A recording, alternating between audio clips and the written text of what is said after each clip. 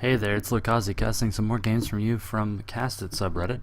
This game takes place between NoN's forsakeNXE, spawning up here in the top left-hand corner of Corehouse Sky Island, one of the new maps in this new season of Ladder that just started up the other day.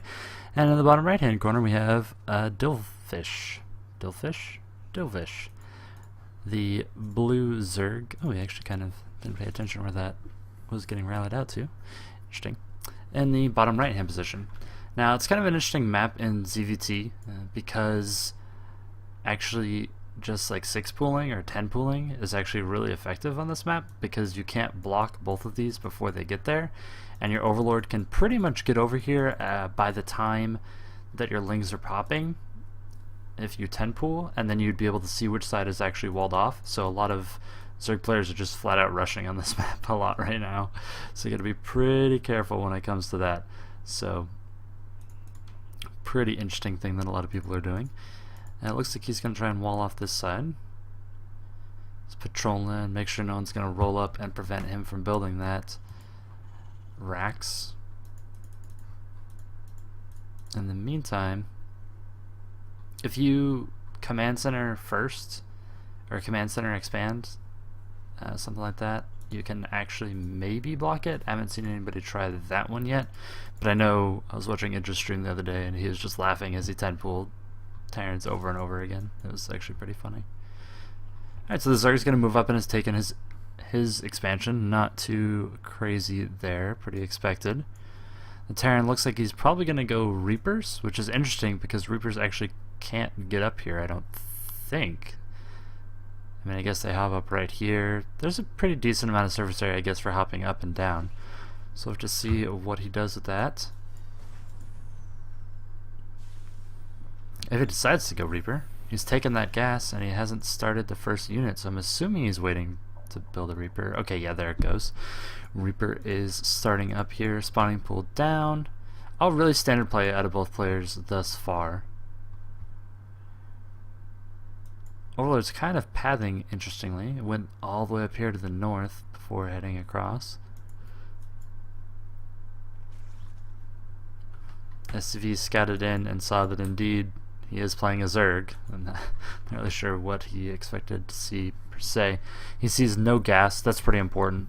That lets you know that you can build a CC and expand right now without having to worry about a Baneling bust on one of these walls right here, which the walls are really vulnerable because of how they're laid out, that you're only going to have like one supply depot.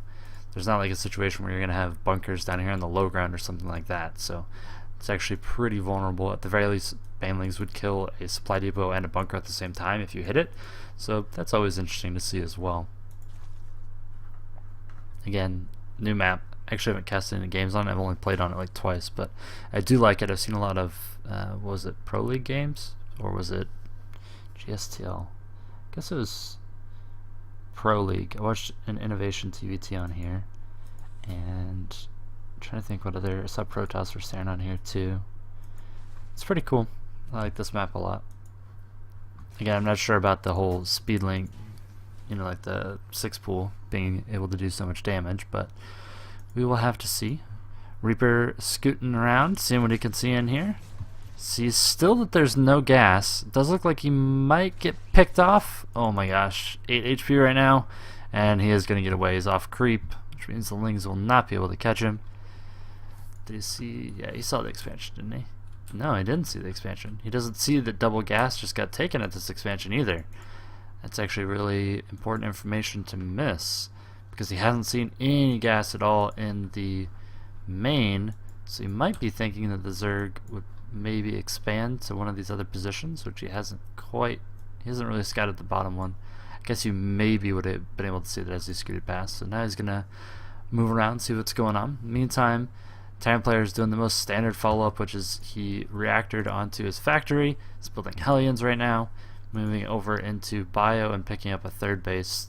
Literally the most standard Terran play at this current point in Heart of the Swarm. Lings do not have speed, so they're not really a match for these two, and 2 Zerglings falling to them. But Nut Queens are going to move out and scoot them away. Creep spread is finishing up here between the main and the natural. He actually has 4 queens already. That's interesting. It's probably because he didn't go gas for so late. He wanted to at least have 2 queens that are able to move around and chase without having to lose a bunch of injects and things like that, or at least make them late. 4 Hellions rolling across the field right now. This one way out in front of his comrades. Third base started up over here for a Zerg player, and the 2 Reapers are going to try and jump up into the natural probably when these Hellions move up, or the other way around. One side is going to distract, the other is going to move in, I am sure. Hellions getting quite a few good shots off, killing off all the Lings there. More Hellions running up. Now there's 5. Ling speed is about to finish though, so that'll help defend it pretty well. Another Hellion rolling up. These queens look like they're actually blocking that off. The Reapers are working on this hatchery. I'm not actually sure how much tickling they can do, or how much difference they will make. Creep spread moving across over here. Back at the Terran player's base, excuse me, we have 1-1 actually on the way. It's at about the same timing as the Zerg 1-1. Stim almost done though. Some aggression might start being able to move out across the field. Lots of racks going down. Where is his starport? He doesn't have a starport? That's weird. So opting not to go for a drop play. In the meantime, Hellions moving up, getting a decent amount of damage on the queens. They actually roasted Tumor standing behind the queens, but it looks like he's going to lose quite a few Hellions for that. I think 2 or possibly 4 if more rallied across actually died there. Woodham Mine's starting to make their way across the field right now. Look at that, it's like a little flying SUV thing changing out the billboard. Alright, so +1/+1, very close to done. And actually, glial reconstitution researching, so Roach Ling or Roach Baneling looks like it might be the choice here for Dilvish. Ooh, just as the transfer moves across. And oh, very nicely done there actually by Dilvish. He actually saw that it was ticking. You know, you can kind of tell that it's about to take its shot because that one drone was left behind slightly too long. So he loses a drone to this harassment, but that is it. So very nicely done so far. Looks like this queen maybe might die. Nope, bunch of Lings out on the field. They go for the surround. Are able to get 1 Hellion. Looks like maybe 2. Oh no, he stopped attacking actually. It's actually going to let him get a lot more shots off. This Hellion over here in the back is like, uh-oh. Alright, 1 more Hellion going down. Both of those going down. It looks like, nope, they didn't get a shot off unless they would have killed that queen because she was getting roasted by Hellions a little bit. So not too much going on. Wouldn't mind moving down to block the 4th from going up. It's going to shoot the... Actually, I guess it's barely blocking it, so it's going to confuse the drone. The drone's going to move up and be like, wait, what? And then it's going to get hit by Widowmine. So very sad life there. Lots of Marines back here at his base. Okay, there's the starport is being built over here. And it looks like he might be going for a 1-1 stim shield timing to see how much damage he can do. It's actually a pretty good window that he has right now, at least, without any real army out on the field for Dilvish. He has a lot of Lings, but he doesn't have any Banelings or anything like that. So if he can reduce the surface area by like squeezing into a corner like this and just kind of elevating some up and being annoying, might be able to deal some damage. But there are a lot of Roaches on the way. Roaches, not exactly the best unit versus Marines, but in small numbers they fare very well versus them. The great supply depot wall, which like 5 Banelings could just destroy all of it, but it looks so cool. Alright, so he's actually not rallying all his units across the field for this attack, so it looks like it might just be some split up drop harass, and there's a lot of Roaches actually. They could catch this army out. A Marine going down, that's it so far. Looks like 2 or 3 going down in total, and then it's going to load up and jump up into the natural. See how many drones it can pick off actually. So far just 2 Roaches for his efforts, and now the parade of Lings comes in, tries to go for this round. All of it getting picked up. He lost 1 Marine there for quite a few units. So he's going to back up, happy with that. You get some harass on this Overseer. It actually does go down. That's actually pretty nice pick off right there. So a few Marines have died. Now dropping and re-unloading. Ooh, it actually doesn't get all of them out. two of them did go down inside that. Spore Crawler almost finishing. Doesn't get canceled. Another one taking a lot of damage right now. It's going to start shooting at that medvac. Medvac is a little bit confused by that. And the last of the Marines are going to go down. One is going to get away to tell the tale. He's going to say there's speed banelings. Roaches, the ground army has +2. Melee has +2. Gotta be pretty careful over here, actually. In the meantime, more drops look like they're about to start going down. And he's just keeping this one medvac above this entire massive Roach Baneling army, which looks like it's going to be barreling down on this third. I'm not sure, unless there's some nice Widowmine connections, that I'll be able to do anything about this. That has a lot of Banelings. He's actually buying some time. He's actually seeing that he's actually getting some time. Oh, that one Marine for a Baneling. Very worth it.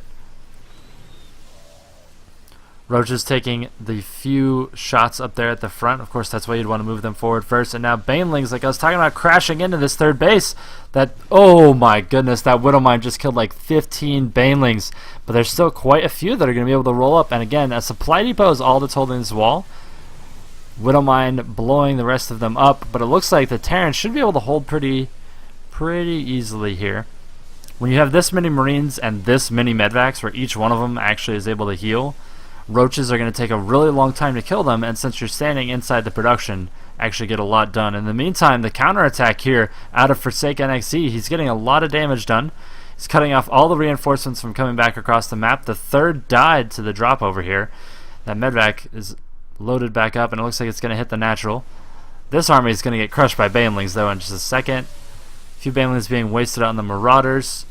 Roaches still inside the main right now. More Banelings being morphed. There's just a lot of Marine production at this point, though. Marines chilling up here on this high ground, gunning down Roaches left and right. SCV joining the fray, actually getting healed up. Marauders finally being started. And a lot of Banelings connecting, but not actually killing off all the SCVs. In the meantime, since these drops were so efficient back in the main of Dilvish, they actually managed to cut off all the reinforcements, pretty much. So he wasn't able to actually get that much out. And now, alright, that army is going to die. It's going to go down because the medvac's going to die. The Marines are going to get out of there. But back at home, he's stabilized. Both players down to 60 and 55, respectively. But I feel like the Terran player is in a massive advantage. Look at that, active forces. So many medvacs still alive. Decent amount of Widowmines actually out in the field if he unburrows and kind of moves them all together. Looks like another drop is headed across the field. He has 3 orbitals, one of which has full energy. He has all of his infrastructure. So Terran player actually should be able to come back and carry the rest of this game based off that. A few Lings going down there for free, actually. Now they're going for this round. These Marines have 3-2 though. And I think the Zerglings we're only at 2-2. Yeah, they're at 2-2. So he's just going to call GG, tap out. He has no mining bases left, really. He has a very scarce amount of minerals in his main. His third isn't finished, or his natural isn't back up. His third isn't back up. He just isn't going to be able to keep up with the production of the Terran player with mules, and he knows he didn't actually manage to pick up all those SCVs. So this game goes to forsakeNXE. Thanks for tuning in. This is Lakazi again, casting for you some games from the subreddit r/CastIt. Thank you for putting these up. I think it was forsakeNXE, as I would assume most players put up games where they win. So I'm going to go ahead and assume that it was him. I'll be posting the replay in your thread shortly, and I'll catch you guys on the next game I cast for CastIt subreddit, or you can catch me casting the UASL on Fridays and Sundays at 7:30 p.m. Eastern Standard Time or 7 p.m. Eastern Standard Time respectively, or casting CSL when the season starts back up in a few months, or just streaming here on my stream.